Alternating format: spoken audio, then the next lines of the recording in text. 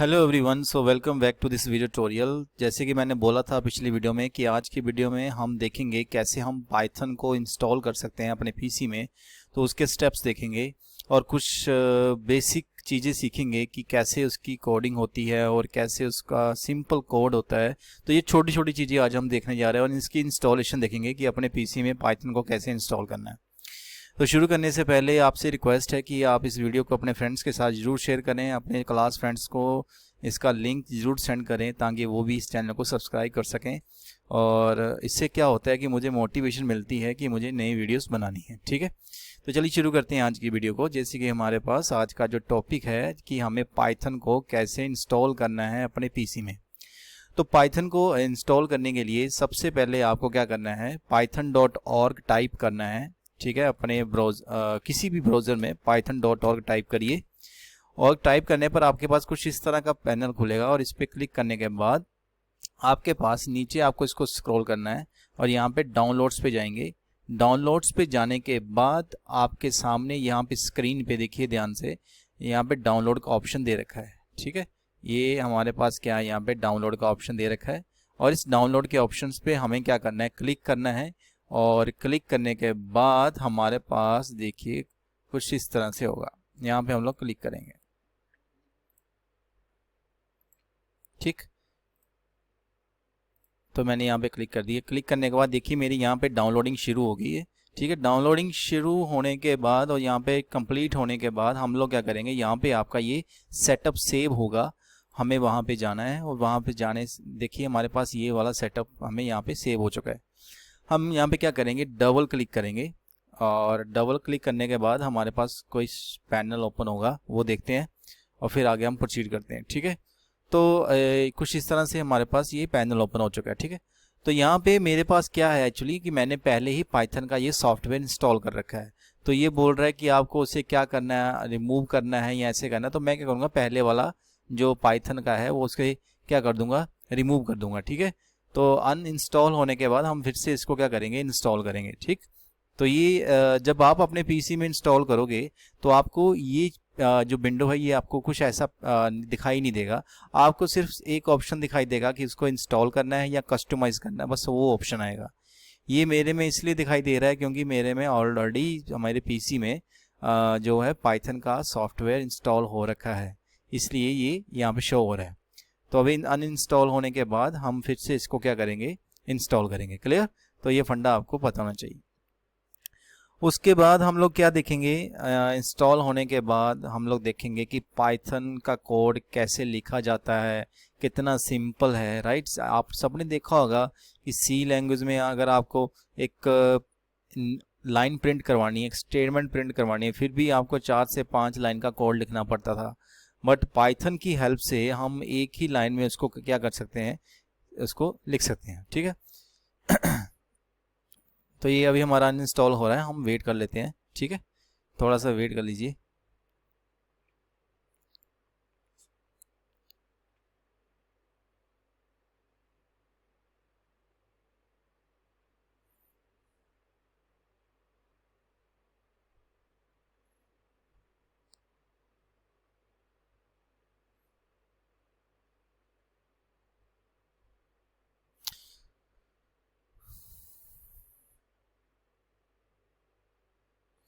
तो देखिए पाइथन में हमें कैसे कोड करना है। जैसे आज मैं एक सिंपल सी चीज़ आपको उसमें रन करके दिखाऊंगा पाइथन में कि कैसे पाइथन में हम एक स्टेटमेंट को प्रिंट करवा सकते हैं। जैसे आप सी में स्टेटमेंट प्रिंट करवाते थे, इसी तरह से हम लोग पाइथन में भी क्या कर सकते हैं, किसी भी स्टेटमेंट को प्रिंट करवा सकते हैं।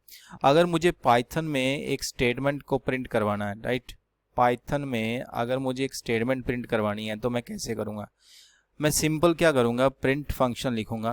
प्रिंट फंक्शन लिखने के बाद मैं उसके अंदर क्या करूँगा, डबल कोटेशन मार्क में मैं क्या करूँगा, मैं अपना नाम लिखूँगा जैसे गौरव, और मेरा नाम उसमें क्या हो जाएगा, प्रिंट हो जाएगा। इसमें कोई सेमीकोलन डालना, आपको सिंपल आपको कुछ भी, जैसे कोई भी स्टेटमेंट अगर आपको प्रिंट करनी है तो आप उसमें लिख सकते हो, जैसे आई एम सो हैप्पी। ठीक है, कुछ भी हम अगर हमें प्रिंट करना है तो हम कर सकते हैं, इसमें ऐसे कोई बड़ी बात नहीं है। तो सिर्फ एक लाइन में हम लोग क्या कर सकते हैं, किसी भी स्टेटमेंट को प्रिंट कर सकते हैं। ये सबसे पहला प्रोग्राम है आपका पाइथन का, तो ये हम बेसिक से करेंगे। उसके बाद हम देखते हैं कि इसमें इनिशियलाइजेशन कैसे होती है, वेरिएबल्स क्या होते हैं, कमेंट्स क्या होते हैं। तो ये सब छोटी छोटी चीज़ें आज हम देखेंगे और इसमें करने की कोशिश करेंगे, ठीक है। आप सब ने सी लैंग्वेज में पढ़ा होगा, मैं आपको थोड़ा सा बता देता हूँ। सी लैंग्वेज में आपने पढ़ा होगा कमेंट्स के बारे में, ठीक है। कमेंट्स बेसिकली क्या होते हैं, अगर सिंपल सी लैंग्वेज में बात करें तो कमेंट्स क्या होते हैं। पहले तो भाई ये जो है यूज़र की हेल्प के लिए होते हैं। किसकी हेल्प के लिए होते हैं? यूज़र की हेल्प के लिए होते हैं, ताकि वो उस लाइन को अंडरस्टैंड कर पाए ईजिली कि उसमें क्या लिखा है क्या नहीं लिखा है, कि वो लाइन क्या काम कर रही है। तो उसकी मदद से, कमेंट की मदद से हम उसको ईजिली अंडरस्टैंड कर पाते हैं। जैसे मैं ये लिख दूं कि मुझे एक प्रिंट, मैंने एक स्टेटमेंट लिखी प्रिंट नाम की और इसमें मैंने लिख दिया हेलो, मतलब ये क्या करेगा? हेलो प्रिंट करवाएगा, ठीक है। इस तरह से हेलो प्रिंट करेगा। तो अब अगर मुझे इसका कमेंट देना है तो मैं ऊपर क्या यूज़ करूँगा? हैश का यूज़ करूँगा। ये आपको याद रखना है, पाइथन में अगर आपको कमेंट का यूज़ करना है तो आपको क्या लिखना है? हैश लिखना है। तो मैं यहाँ पर लिख लेता हूँ प्रिंट ए स्टेटमेंट। तो ये क्या काम कर रहा है? एक स्टेटमेंट को प्रिंट करने का काम कर रहा है। तो इस तरह से हम इसमें कमेंट्स को देख सकते हैं।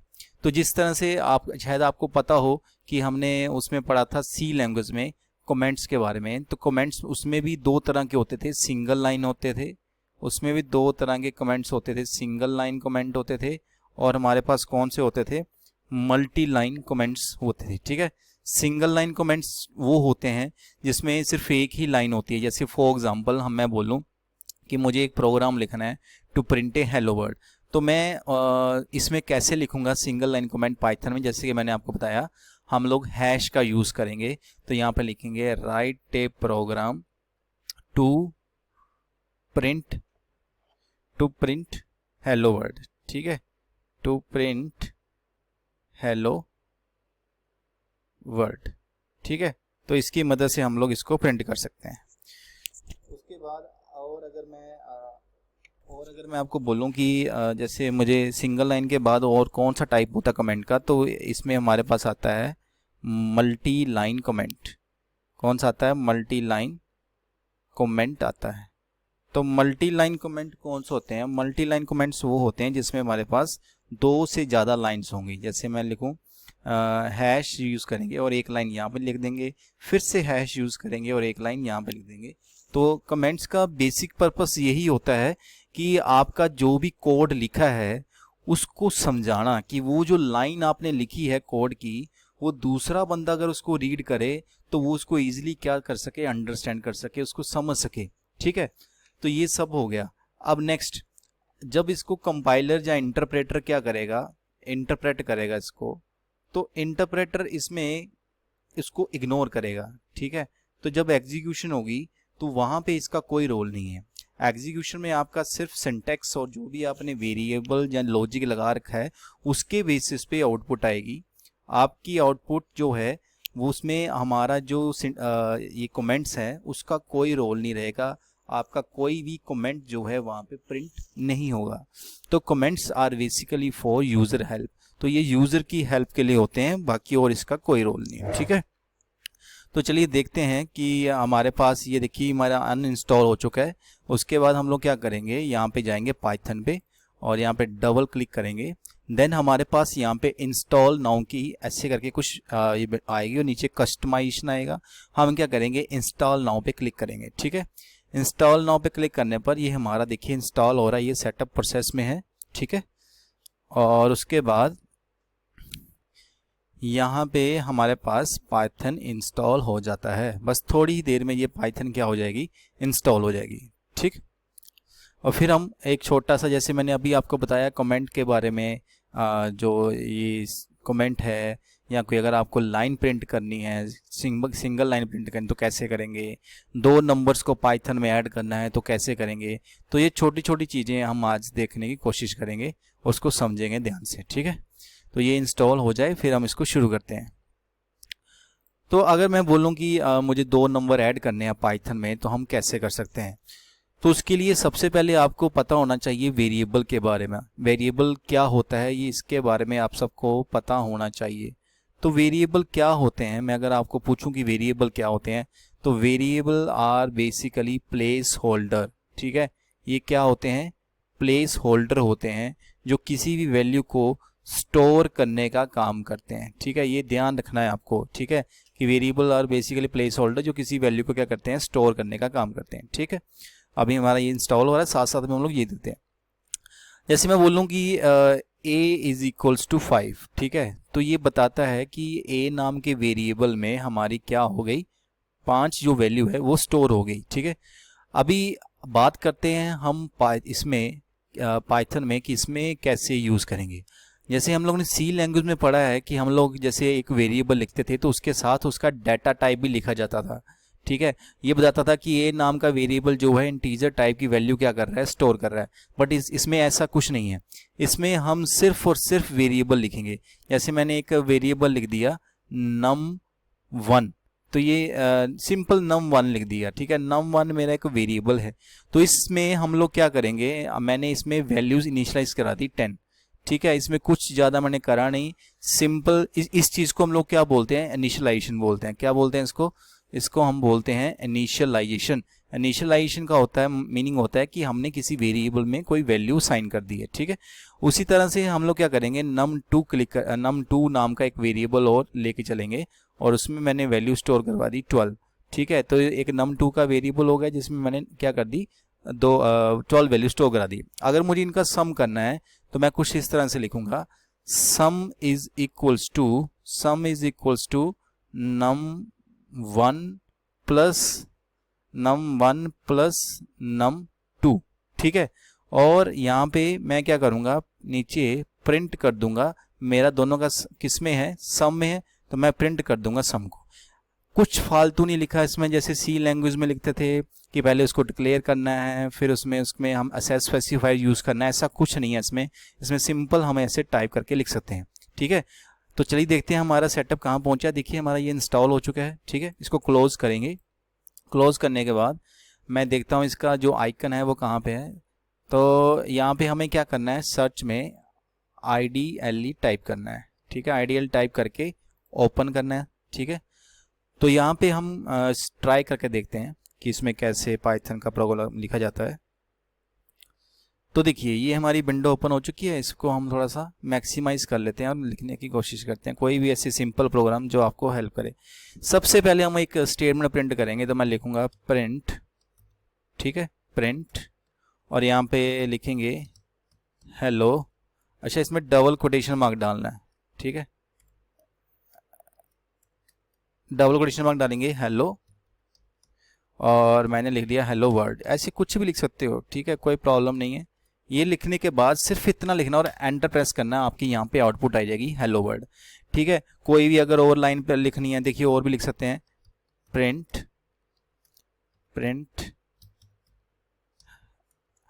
वेलकम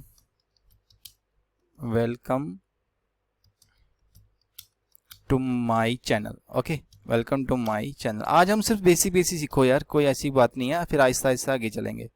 तो वेलकम टू माई चैनल, इतना करने के बाद ये देखिए हमें क्या प्रिंट कर रहा है, welcome to my channel print कर रहा है। ठीक है, तो इसमें मैं आपको बता दूं कि जो प्रिंट एफ फंक्शन है, जैसे मैंने बताया कि ये मेरा क्या है, प्रिंट एक नाम का फंक्शन है। इस प्रिंट फंक्शन के जो भी इसके हम लिखेंगे उसके अंदर ही लिखेंगे। ठीक है, इसको क्या बोलते हैं, ब्रैकेट को पैरेंथेसिस बोलते हैं। जो भी लिखेंगे स्टेटमेंट उसको पैरेंथेसिस के अंदर ही लिखेंगे, और वो भी डबल कोटेशन मार्क के अंदर लिखेंगे। ये ध्यान में रखना है, जो भी लिखना है पैरेंथेसिस में लिखना है। ठीक है, उसके बाद देखिए जैसे हम कुछ और टाइप करते हैं, कोई भी एक और स्टेटमेंट लिख लेते हैं ताकि आपको और थोड़ा सा इसके बारे में अवेयर हो जाएं। जैसे मैं पाइथन कमेंट्स का अब यूज़ करके आपको बताता हूँ। मैं लिखता हूँ यहाँ पे, पहले कमेंट मेंशन करते हैं। कमेंट मेंशन करने के लिए मैंने क्या बताया आपको, क्या यूज़ करना है, हैश का यूज़ करना है। ठीक है, तो हैश यूज़ करके हम लोग मेंशन कर सकते हैं। यहाँ पे मेरा कीबोर्ड में चल नहीं रहा, तो मैं आपको यहाँ पे ऑनलाइन कीबोर्ड से टाइप करके बताता हूँ। ठीक है, ऑन स्क्रीन कीबोर्ड से हैश प्रेस करके मैं बताता हूँ। ठीक है, थोड़ी प्रॉब्लम हो गई है। तो देखो मैंने यहाँ पे हैश प्रेस करना है,